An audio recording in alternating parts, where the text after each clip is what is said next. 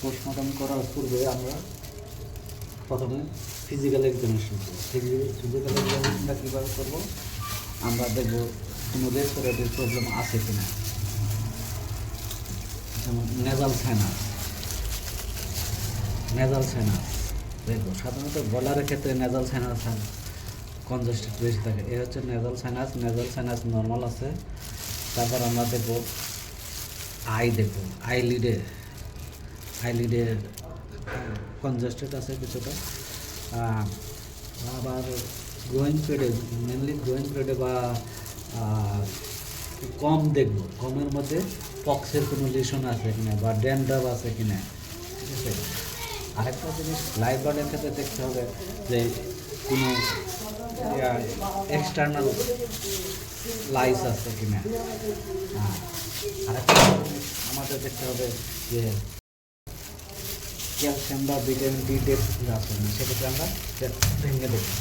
দেখা যাচ্ছে যে যতটুকু চাপে ভাঙতেছে এখানে কোনো ক্যালসিয়াম ডেফিসিয়েন্সি নাই। যদি ক্যালসিয়াম ডেফিসিয়েন্সি থাকে সেক্ষেত্রে কী হবে, ইজিলি ভেঙে যাচ্ছে, কোনো শব্দ হবে না। আমরা এই জিনিসটা দেখি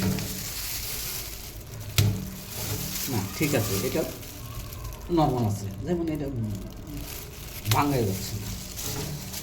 এখন আমরা পোস্টমর্টম করবো। পোস্টমর্টম করার পূর্বে আমরা কী করবো, স্যাভলন ওয়াটার বা ডিসইনফেক্টিং ওয়াটারের মধ্যে আমরা ডিপিং করে রাখবো। ডিপিং করার পরে আমরা পোস্টমর্টম শুরু করবো।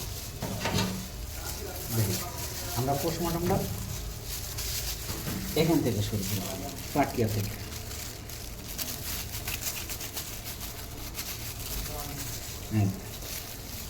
এখানে অরোফেন্সের কোনো প্রকার কপ টপ আছে কিনা দেখা যাচ্ছে। এই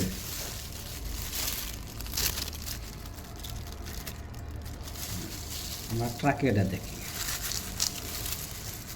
ট্রাকিয়া নর্মাল আছে, slight congested, but this is normal due to winter season. Now environmental temperature is 14 degrees Celsius. আমরা তারপর ক্রপটা দেখতে পাই। ক্রপটা সাধারণত ব্রয়লারের ক্ষেত্রে কমন দেখা, কেননা যে টার্কিশ টাওয়েল বা ক্রপ মাইকোসিস অনেক সময় দেখা যায়।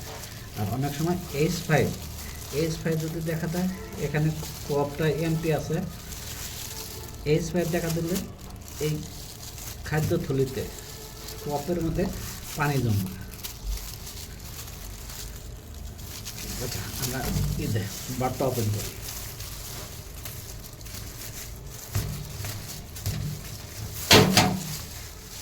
জাস্ট এইভাবে আমরা ধরার পরে এইভাবে ফিমারটা ডিসলোকেট করবো যাতে ইজিলি এক্সামিন করা যায়।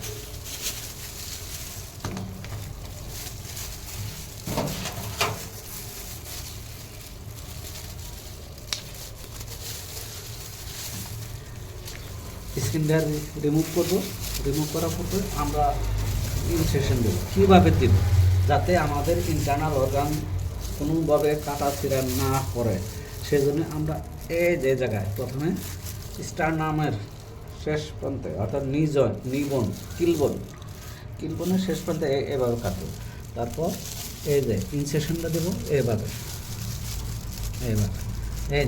এই হচ্ছে লাস্ট রিপের শেষে লাস্ট রিপ। কখনো কেন রিপস লাস্ট রিপের এখানে কেন করব, কারণ রিপসের মাঝখান যদি কাটা হয় সেক্ষেত্রে ইয়ার স্যাক কেটে যাবে। আমরা প্রথমে কি দেখলাম, অ্যাবডোমিনাল ফ্যাট নর্মাল আছে, অ্যাবডোমিনাল ফ্যাটটা দেখলাম। তারপর লিভারের কন্ডিশন দেখলাম, যদি লিভারে হোয়াইট নেক্রোসিস আছে, ঠিক আছে। আমরা ইয়ার স্যাক দেখব। এই হচ্ছে ইয়ার স্যাক, এই গোলাটা। এই ইয়ার স্যাকটাকে একদম ট্রান্সপারেন্ট বা স্বচ্ছ পলির মতো একদম ট্রান্সপারেন্ট থাকবে, এ প্রান্ত থেকে ওই প্রান্তে লাঞ্চ দেখা যাবে, কিন্তু এখানে কি একদম গুলাটে ট্রান্সপারেন্ট। আমরা এই পাশের এয়ার ট্যাগটা দেখি, এই পাশে এয়ার ট্যাগ, এই যে কেজিএস মাছ জমে গেছে, কেজিএস মাছ জমে গেছে। আমরা যদি আমাদের যদি ব্যাকটেরিওলজিক্যাল আইসোলেশন প্রয়োজন হয়, আমরা এক্সামিন করার পূর্বেই প্রথমে লিভার থেকে স্যাম্পল নেব। লিভার থেকে কীভাবে স্যাম্পল নেব? প্রথমে আমরা স্টেরাইল সিজার দ্বারা আমরা এভাবে সারফেস কাটবো। এই সিজারটা কিন্তু স্টেরাইল না, স্টেরাইল ব্লেড দ্বারা আমরা এভাবে কাটবো। কাটার পরে সব স্টিক দ্বারা আমরা মাঝখান থেকে স্যাম্পল নিয়ে বাবার পেছনে রাখবো। দেখি এক্ষেত্রে আমরা হার্টটা দেখি, এ হচ্ছে হার্ট। অনেক সময় ফাউল কলেরা বা এলপিআই হলে, এলপিআই দেখা দিলে সেক্ষেত্রে এই যে বেজ অফ দ্য হার্টে হিউমেরাস পাওয়া যায়, প্যাটিক্যাল হিউমেরাস পাওয়া যায়। ফাউল কলেরার ক্ষেত্রে, H5-এর ক্ষেত্রে, রানী ক্ষেত্রে, H9-এর ক্ষেত্রে হিউমেরাস পাওয়া যায়। তারপর আমরা লাঞ্চ দেখি, লাঞ্চ, এ হচ্ছে লাঞ্চ। লাঞ্চটা কিছুটা ফ্যাকাশে আছে। আমরা অ্যাবডোমিনাল এয়ার ট্যাগটা দেখি, এই হচ্ছে abdominal air tag cloudy, CG material অর্থাৎ সিজি এক্সুডেট, এগ পেরিটোনাইটিস। এই যে ফলিকল, ফলিকলের মধ্যে সিজি ম্যাটেরিয়াল আছে ডিউ টু ইকোলাই ইনফেকশন বৃদ্ধি পেয়েছে। তারপর আমরা দেখব, আমরা তো ক্রপ করতে দেখছি। এই হচ্ছে জিআই ট্র্যাক্টর। প্রথমে ইসোফেগাস, মাউথ, ইসোফেগাস, ট্রাং, ইসোফেগাস, দেন ক্রপ। ক্রপের পরে আসছে এই যে প্রোভেন্টিকুলাস।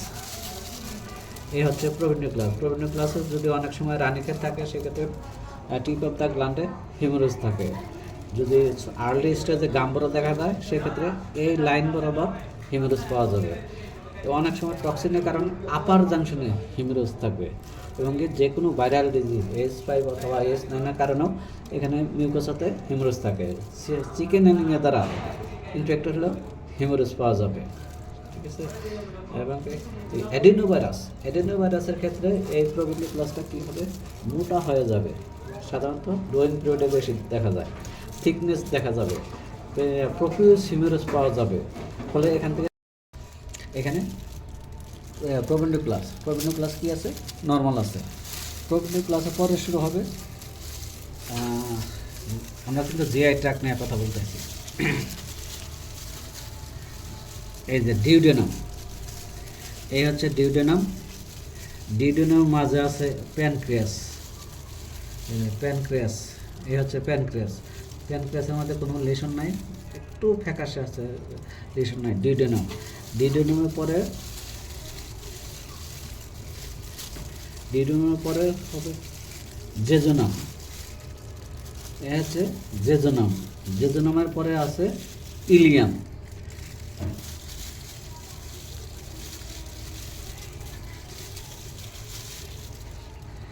এই দুটো হচ্ছে সিকা, এই হচ্ছে সিকাল জাংশন, সিকাল জাংশন বা সিকাল টনসিল। এই হচ্ছে সিকাল টনসিল, এই সিকার মাঝে ওপেনিংয়ে সিকাল টনসিল। এখানে কি পাওয়া যাচ্ছে, এখানে বিবিএনডি দেখা দিলে বা এনডির কারণে এখানে পাওয়া যাবে, হিমোরেজ পাওয়া যাবে। কিন্তু জেজোনাম এবং ইলিয়ামকে আমরা যে পৃথক করব, এই যে একটা জিনিস দেখা যাচ্ছে, এটাকে বলা হয় ম্যাক ডাইভার্টিকুলাম। এই ম্যাক ডাইভার্টিকুলাম জেজোনাম এবং ইলিয়ামকে পৃথক করছে। এবং এই সিকাল টনসিলে কী হবে, কক্সিডিয়া রিলেশন পাওয়া যাবে, অর্থাৎ ব্লাড পাওয়া যাবে। কোন কক্সিডিয়া? আইমেরিয়া টেনুলা দ্বারা আক্রান্ত হলে এই সিকাল টনসিলে সিকামের মধ্যে ব্লাড পাওয়া যাবে। তারপর লার্জ ইন্টেস্টাইন, এই হচ্ছে ফলিকল। আর এই যে ইউটেরাস নিয়ে আমরা পরে আবার কথা বলবো। এই ইউটেরাসটা সেটা হচ্ছে ইউটেরাসের যে প্রথম পার্টটা হচ্ছে স্মাল, ইস প্রথম পার্টটা হচ্ছে ইনফান্ডিবুলাম, তারপরে ইসমাস, ম্যাগনাম, তারপরে ইউটেরাস। আমরা এই ইউটেরাস নিয়ে পরে কথা বলবো। কিডনিটা দেখি, কিডনিটা নর্মাল আছে, কিডনির যে কালার এই কালারটা নর্মাল। ওকে, আমরা আর একটা বার কী করবো দেখবো। আমরা দেখি ও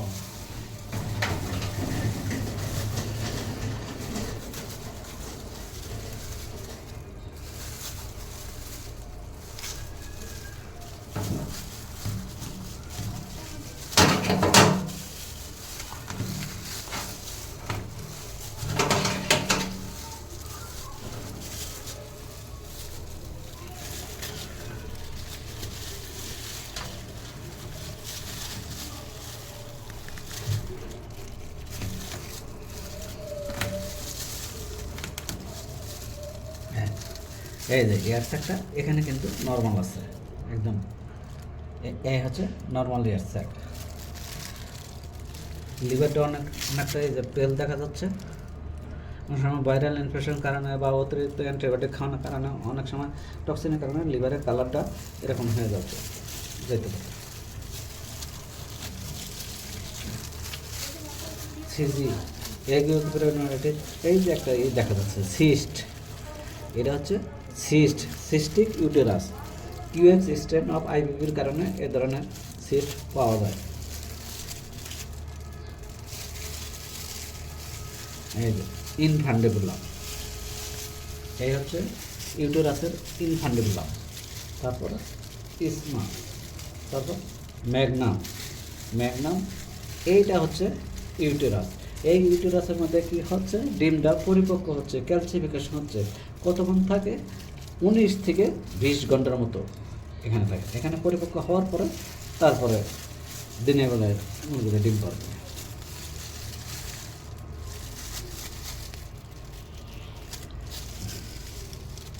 হার্টটা দেখি, হার্ট নর্মাল। আমরা ব্রঙ্কাই দেখব, অনেক সময় H9 দেখা দিলে ব্রঙ্কাইতে ব্লক হয়ে যায়, ব্রঙ্কাইটা দেখব।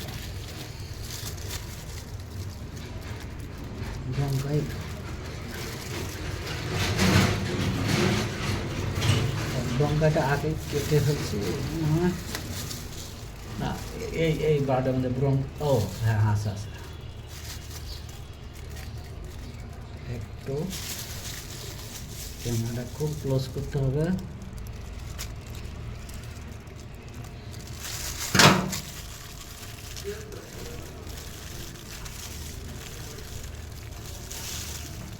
এই যে ব্রঙ্কাই, ক্যামেরাটা খুব ই করে না।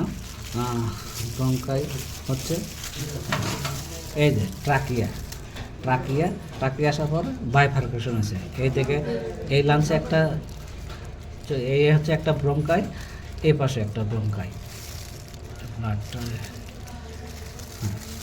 এই ব্রঙ্কাটা খুব সাবধানে দেখতে হয়, অনেক সময় ছিঁড়ে যায়। এই হচ্ছে ব্রঙ্কাই, ছিঁড়ে যায়। হ্যাঁ, এই ব্রঙ্কাই দেখার একটা উদ্দেশ্য হচ্ছে যে H9 বা যে কোনো ফাঙ্গাল ডিজিজের ক্ষেত্রে এখানে প্লাগ জমে, তখন মুরগি শ্বাস নিতে পারে না, দ্রুত মারা যায়। ঠিক আছে।